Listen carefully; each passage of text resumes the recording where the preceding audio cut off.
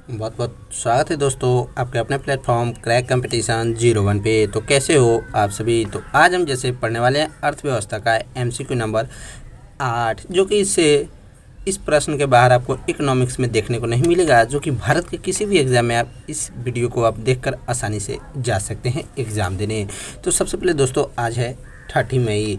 तो सबसे पहले दोस्तों जो कि आज का पहला एमसीक्यू है दोस्तों, भारत में न्यूनतम मजदूरी अधिनियम किस वर्ष पहली बार स्वीकृत की गई थी। तो 1948 ईस्वी में, जो कि ये काफ़ी ज़्यादा इम्पोर्टेंट प्रश्न है। जबकि उसके बाद पूंजी साधन का प्रतिफल क्या होता है, तो ब्याज। जबकि आर्थिक समवृद्धि का अर्थ क्या होता है, तो उत्पादन में वृद्धि। उसके बाद जो कि नेक्स्ट प्रश्न है दोस्तों, रिजर्व बैंक की स्थापना कब हुई थी, तो 1 अप्रैल 1935 ईस्वी को, जो कि काफ़ी ज़्यादा मोस्ट बीबीआई इंपॉर्टेंट प्रश्न है।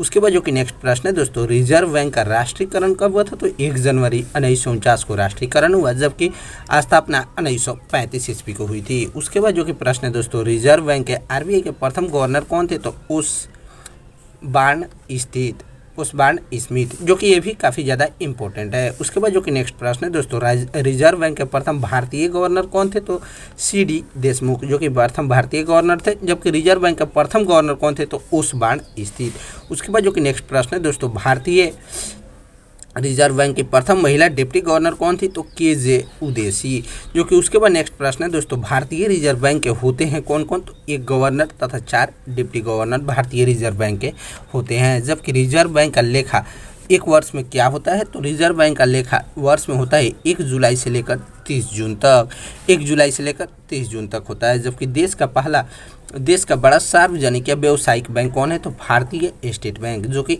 एसबीआई। उसके बाद जो कि नेक्स्ट प्रश्न है दोस्तों, एसबीआई बैंक की स्थापना कब हुई थी, तो 1 जुलाई 1955 ईस्वी को गोरवाला समिति के संस्तुति पर एसबीआई बैंक की स्थापना हुई थी। उसके बाद जो कि नेक्स्ट प्रश्न है दोस्तों, सर्वप्रथम 14 प्रमुख बैंकों का राष्ट्रीयकरण कब किया गया था, तो 19 जुलाई 1969 ईस्वी को सर्वप्रथम 14 प्रमुख बैंकों का राष्ट्रीयकरण किया गया। जबकि दूसरी बार 6 अन्य व्यापारिक बैंकों का राष्ट्रीयकरण कब किया गया था, तो 15 अप्रैल 1980 ईस्वी को।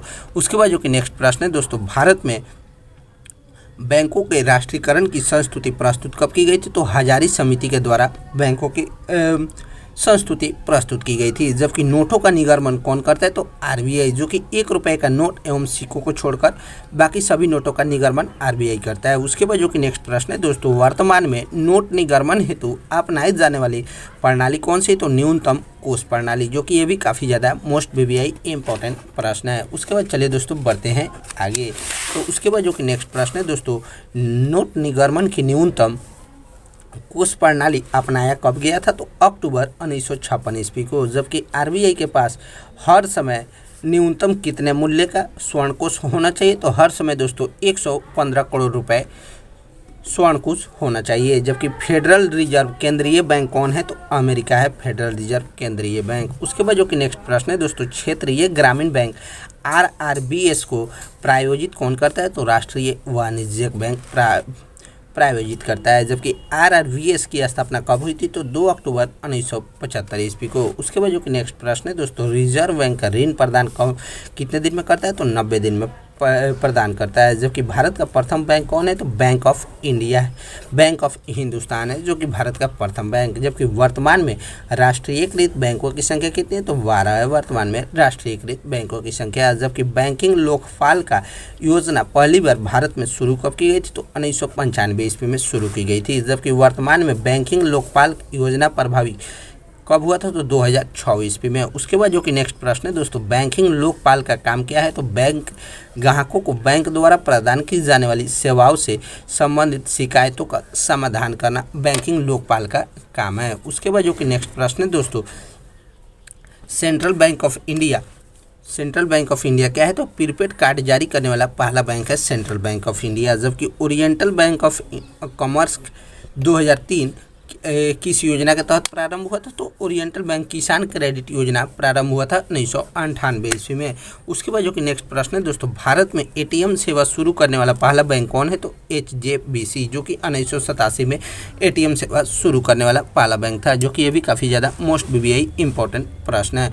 उसके बाद जो कि नेक्स्ट प्रश्न है दोस्तों, देश का प्रथम तैरता एटीएम स्थापित कहाँ किया गया था, तो कोची में एसबीआई के द्वारा। जबकि केंद्रीय बैंकिंग जांच समिति की स्थापना कब हुई थी, तो 1931 ईस्वी में। उसके बाद जो कि नेक्स्ट प्रश्न है दोस्तों, नरसिंघम समिति किससे संबंधित है? तो बैंकिंग संरचना सुधार से संबंधित है नरसिंघम समिति। उसके बाद जो कि नेक्स्ट प्रश्न है दोस्तों, गायपुरिया समिति किससे संबंधित है? तो बैंक में ग्राहक सेवा सुधा से संबंधित है। जबकि देश का पहला मोबाइल बैंक कौन सा है? तो लक्ष्मी वाहिनी बैंक, जो कि मध्य प्रदेश में है, जो कि ये भी काफ़ी ज़्यादा इंपॉर्टेंट मोस्ट वीवीआई इंपॉर्टेंट प्रश्न है। उसके बाद जो कि नेक्स्ट प्रश्न है दोस्तों, यूटीआई बैंक वर्तमान में क्या नाम है? तो एक्सिस बैंक।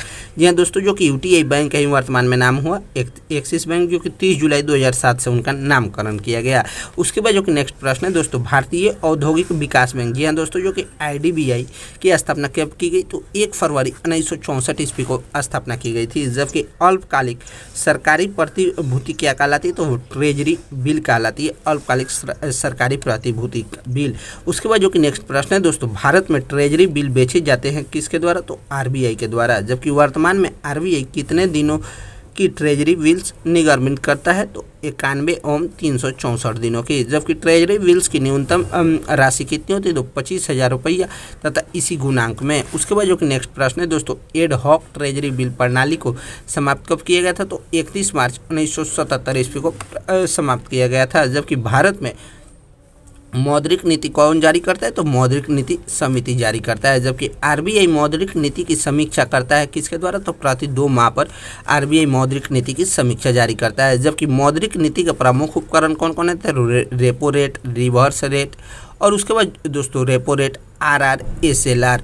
उसके बाद जो कि नेक्स्ट प्रश्न है, ये भी काफ़ी ज़्यादा इंपॉर्टेंट प्रश्न है। उसके बाद जो कि नेक्स्ट प्रश्न है दोस्तों, जिस दर पर बैंक रिजर्व बैंक से नकदी ऋण प्राप्त करते हैं उसे क्या कहते हैं? तो रेपो रेट कहते हैं। जबकि वृहद दर जिस पर आरबीआई अन्य बैंकों को सर्वेक्षण लेती है क्या कहलाती है? तो रिवर्स रेपो दर कहलाती है। उसके बाद जो कि नेक्स्ट प्रश्न है दोस्तों, बैंक आरबीआई द्वारा निर्धारित राशि को जब नकद के रूप में आरबीआई के पास जमा करे तो वह क्या कहलाती है? तो नकद आरक्षित अनुपात, सीआरआर।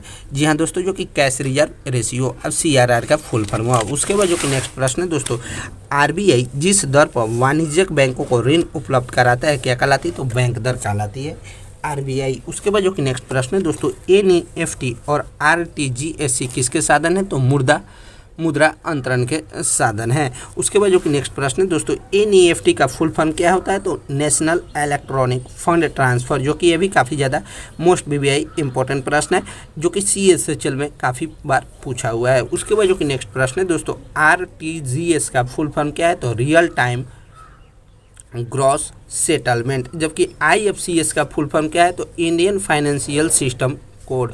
उसके बाद जो कि नेक्स्ट प्रश्न है दोस्तों, भारतीय बैंकों का सार्वजनिक शाखा कौन है? तो यूके में है सर्वाधिक शाखा है। जबकि सहकारी बैंकों का गठन कितने स्तर पे होता है? तो 3 स्तर पे सहकारी बैंकों का गठन होता है। जबकि भारत में सहकारी बैंकों की शुरुआत कब हुई थी? तो 1904 ईस्वी में भारत में सहकारी बैंक की स्थापना हुई थी। उसके बाद जो कि प्रश्न है दोस्तों, मानसून का जुआ कहलाता है कौन सा बजट? तो भारतीय बजट मानसून का जुआ कहलाता है। जबकि घाटे का बजट क्या कहलाता है? तो जब सरकारी आय व्यय से कम हो तो उसे घाटे का बजट कहते हैं। उसके बाद जो कि नेक्स्ट प्रश्न है दोस्तों, आर्थिक सर्वेक्षण प्रकाशित कब किया जाता है? तो वित्त मंत्रालय द्वारा लोकसभा में आर्थिक सर्वेक्षण प्रकाशित किया जाता है। जबकि शून्य आधारित बजट का अर्थ क्या है? तो हर बार बिल्कुल नए सिरे से बजट तैयार करते रहना शून्य आधारित बजट का कहलाता है। उसके बाद जो कि नेक्स्ट प्रश्न है दोस्तों, शून्य आधारित बजट किसकी देना है? तो अमेरिका की शून्य आधारित बजट देना है। जबकि भारत में शून्य आधारित बजट को किस वर्ष के वार्षिक बजट में अपनाया गया था? तो 1987-88 में। दोस्तों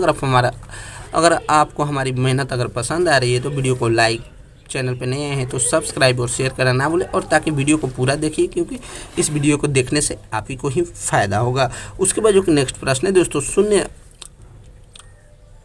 अधिवारण बजट की अवधारणा के प्रतिपादक कौन थे? तो पीए वायर थे। जबकि कुल व्यय और कुल प्राप्तियों के बीच का अंतर क्या कहलाता है? तो बजटीय घटक कहलाता है। जबकि अर्थशास्त्र में निवेश का अर्थ क्या होता है? तो शेयरों की खरीदारी अर्थशास्त्र में निवेश का अर्थ होता है। जबकि विश्व का प्रथम नकदी रहित अर्थव्यवस्था वाला देश कौन सा है? तो स्वीडन है। उसके बाद जो कि नेक्स्ट प्रश्न है दोस्तों, तो कैसा लगा दोस्तों वीडियो? अगर वीडियो अच्छा लगे तो वीडियो को लाइक, चैनल पर नए हैं तो सब्सक्राइब और शेयर करना ना भूलें। ठीक है दोस्त, बाय बाय।